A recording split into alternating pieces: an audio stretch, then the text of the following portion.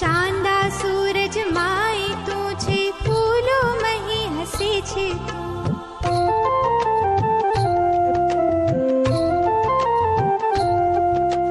હરતા ફરતા કી નિંદરમાં રાતે દિવસે સાંજ સવાર, હરતા ફરતા કી નિંદરમાં રાતે દિવસે સાંજ સવાર, તારો અમને સાથ સદાય, તું છે સોનો રક્ષણહાર.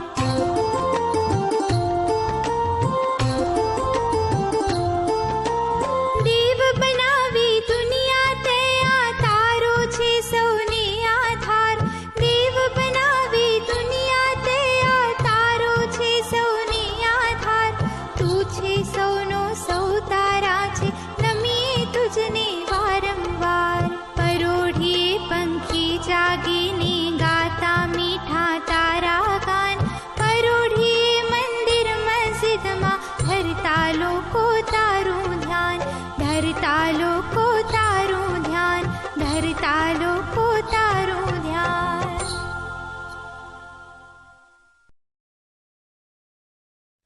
વાર્તા.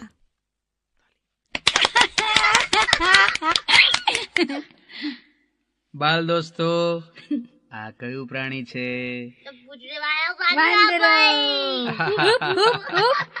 વાંદરા ભાઈને તો પૂંછડી હોય જ ને. સાચી વાત. આ છે વાંદરો ને તેની બાજુમાં એનું નાનું બચ્ચું બેઠું છે. નાનું છે નહીં, નાનું છે ને સરસ? મસ્ત છે. બાલ મિત્રો, પૂનમની રાત્રે તમે આકાશમાં ચાંદા મામાને જોયા છે? હે ને? કેવા સરસ સુંદર લાગે, એકદમ ધોળા ધોળા, નહીં? આ ચિત્ર જુઓ. જો બાલ દોસ્તો, આજે આ વાંદરા ભાઈ અને ચાંદા મામા વિશેની સરસ ગમ્મત ભરી વાર્તા હું તમને કહેવાનો છું. હા, વાર્તાનું નામ છે ચાંદો તળાવમાં. શું નામ છે? ચાંદો તળાવમાં. હા. એક હતું જંગલ. જંગલમાં એક તળાવ, સરસ મજાનું મોટું તળાવ.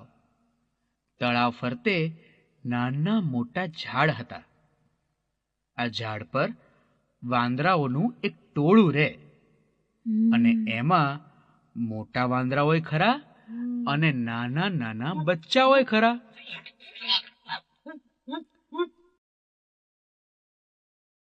આખો દિવસ આ બચ્ચા અને મોટા વાંદરાઓ ધીંગા મસ્તી કર્યા કરે.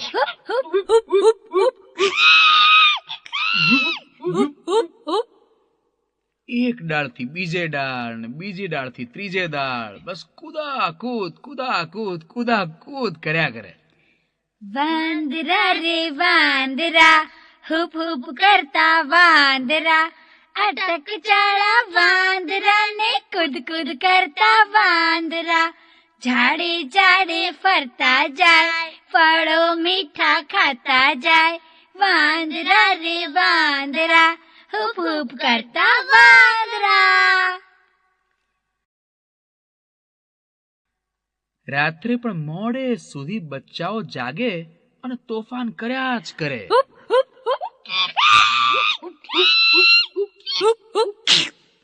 એક દિવસની વાત છે.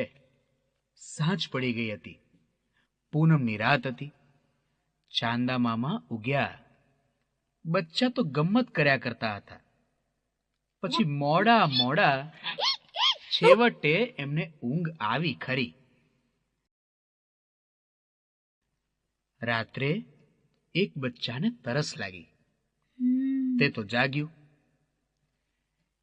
એ બચ્ચાએ ડાળી પરથી જોયું તો તળાવમાં પણ એને ચાંદો દેખાતો હતો.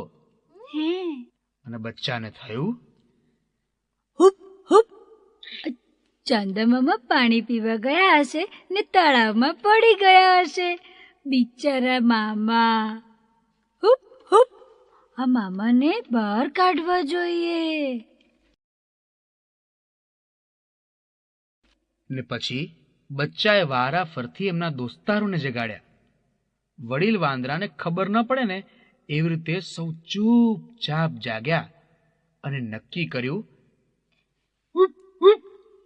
એક પછી એક પૂંછડી પકડીને લટકીએ ને આ ચાંદાને બહાર કાઢીએ.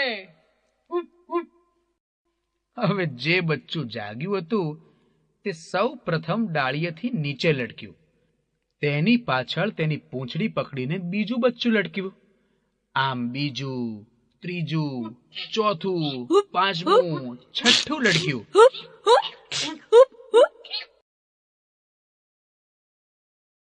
હવે સાતમું બચ્ચું લટકવા જતું જ હતું, પણ ભાર વધી જવાથી એના હાથમાંથી પૂંછડી છટકી ગઈ ને બચારા બધા બચ્ચા પડ્યા પાણીમાં.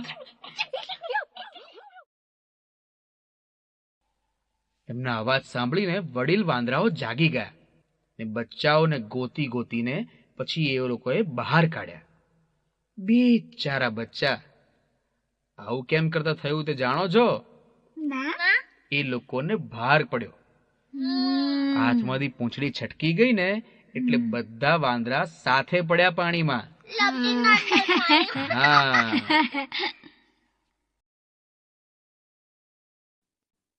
ગીત.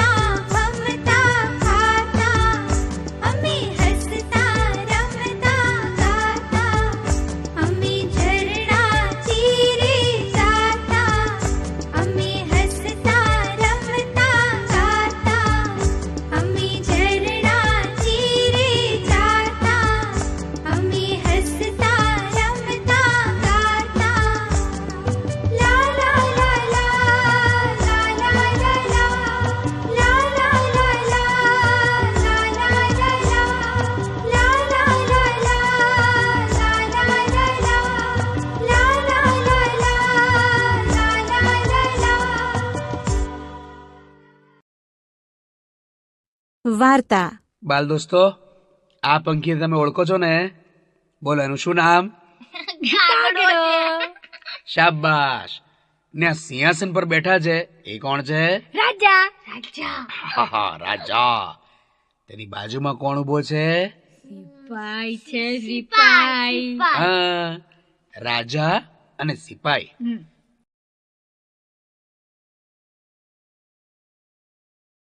તો આજે આપણે આનંદી કાગડા નામની વાર્તા સાંભળીએ. એક હતો કાગડો.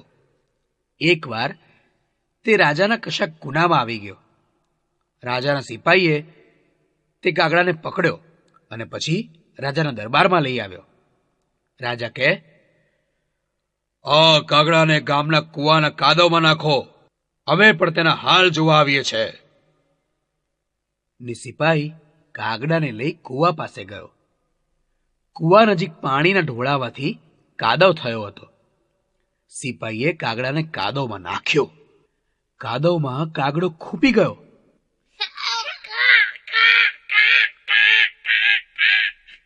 પણ છતાંય તે આનંદથી ગાવા લાગ્યો. ગારામાં લપસતા શીખીએ છે ભાઈ શીખીએ છે, ગારામાં લપસતા શીખીએ છે. કાગડાને આવું કહેતા સાંભળી ગયા. કોણ?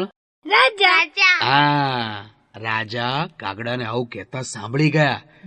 રાજાજી તો ગુસ્સે થઈ ગયા. રાજા કહે, સિપાહીઓ, તેને કૂવામાં નાખી દો એટલે ડૂબી જશે. સિપાહીએ કાગડાને કૂવામાં નાખ્યો. કાગડો ડૂબે ને તરે, તરે ડૂબે. છતાંય તે તો આનંદથી ગાયા જ કરતો હતો. કૂવામાં તરતા શીખીએ છે ભાઈ શીખીએ છે, કૂવામાં તરતા શીખીએ છે. આ સાંભળી રાજા ફરીથી ગુસ્સે થઈ ગયો. તેમણે સિપાહીને ફરીવાર હુકમ કર્યો, સિપાહીઓ, કાગડાને બહાર કાઢો ને તેને કાંટાના મોટા જાળામાં નાખો, એટલે એને કાંટા વાગશે ને પછી ગાવાનું એ ભૂલી જશે. સિપાહીએ કાગડાને કૂવામાંથી બહાર કાઢ્યો અને કાંટાના ઝાંખરાઓમાં નાખ્યો. એને બચારાને કાંટા વાગતા હતા, છતાંય કાગડો તો હસતા હસતા ગાયા જ કરતો હતો. કુણા કાન વિંધાવીએ છે, કુણા કાન વિંધાવીએ છે. આ કાગડાએ આવી વાત કરી એટલે રાજા તો ફરી ગુસ્સે થઈ ગયા. લાલ ગુમ થઈ ગયા, સખત ગુસ્સે થવા લાગ્યા અને ફરીથી સિપાહીને હુકમ કર્યો, કાગડાને બધે જ સુખ મળે છે, પણ હવે તેને તેલના કુંડામાં નાખો. સિપાહીએ કાગડાને ત્યાંથી ઉપાડ્યો અને પછી તેલના કુંડામાં નાખ્યો. કાગડાના કાન કાંટાથી વિંધાવ્યા હતા, તેથી જ કાગડો ગાવા લાગ્યો. તેલ કાને મૂકીએ છે ભાઈ મૂકીએ છે, તેલ કાને મૂકીએ છે. બોલો, તેલના કુંડામાં પણ કાગડો તો ખુશ જ હતો. આ જોઈ રાજાથી ના રહેવાયું. ફરી લીખી જાય, જબરદસ્ત ગુસ્સે થયા અને સિપાહીને ફરીથી હુકમ કર્યો, કાગડાને ઘીના કુંડામાં નાખો. સિપાહીએ કાગડાને તેલના કુંડામાંથી બહાર કાઢ્યો અને પછી ઘીથી ભરેલા કુંડામાં નાખ્યો. કાગડો તો ત્યાંય સરખો ના રહ્યો, ફરીથી ગાવા લાગ્યો, ઘીના લબકા ભરીએ છે ભાઈ ભરીએ છે, ઘીના લબકા ભરીએ છે. હા સાંભળી રાજાથી તો હવે સેજ પણ ના રહેવાયું. ખીજાતા હતા, જોરદાર ખીજાતા હતા, જબરદસ્ત ગુસ્સે થયા. આ ઘીના કુંડામાં કાગડાભાઈ તો જલસાથી બેસીને ઘી ખાધા કરતા હતા. રાજાએ ફરી હુકમ કર્યો, સિપાઈ, આ કાગડાને ગોળ ભરેલી કોઠીમાં નાખો. સિપાહીએ કાગડાને ઘીના કુંડામાંથી બહાર કાઢ્યો અને પછી ગોળની કોઠીમાં નાખ્યો. કાગડો કોઠીમાં ગોળના દડબા ખાવા લાગ્યો. આ દડબા એટલે ગોળના ઢેફા, ખબર પડે છે ને? અને ખાતા ખાતા કાગડો પાછો ગાવા લાગ્યો, ગોળના દડબા ખાઈએ છે ભાઈ ખાઈએ છે, ગોળના દડબા ખાઈએ છે. બોલો, કાગડાને ગમે ત્યાં નાખતા હતા, છતાંય કાગડો તો આનંદમાં જ રહેતો હતો. છેવટે રાજાએ સિપાહીને કહ્યું, સિપાઈ, કાગડાને છાપરા પર નાખી દો. કાગડો છાપરા પર બેસી નળિયા ગોઠવતા કહેવા લાગ્યો, નળિયા ચાળતા શીખીએ છે ભાઈ શીખીએ છે, નળિયા ચાળતા શીખીએ છે. આ જોઈને રાજા છેવટે થાકીને કહે, હે ભગવાન, આ કાગડાને મારાથી શિક્ષા નહીં કરી શકાય. એને બધી જ સજા આનંદ જેવી લાગે છે. સિપાહીઓ, એક કામ કરો, આ કાગડાને છોડી દો. ને પછી સિપાહીઓએ કાગડાને છૂટો કરી દીધો ને કાગડો ખુશ થતો થતો ઉડી ગયો. ઉડી ગયો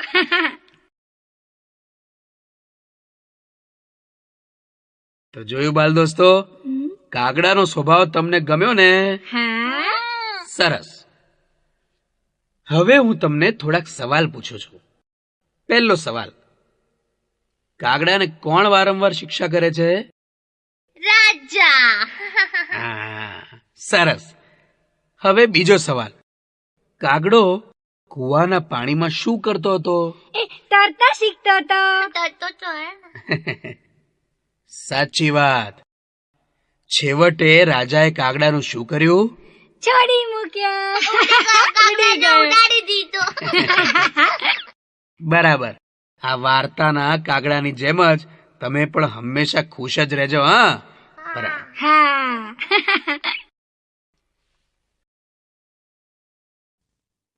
ગીત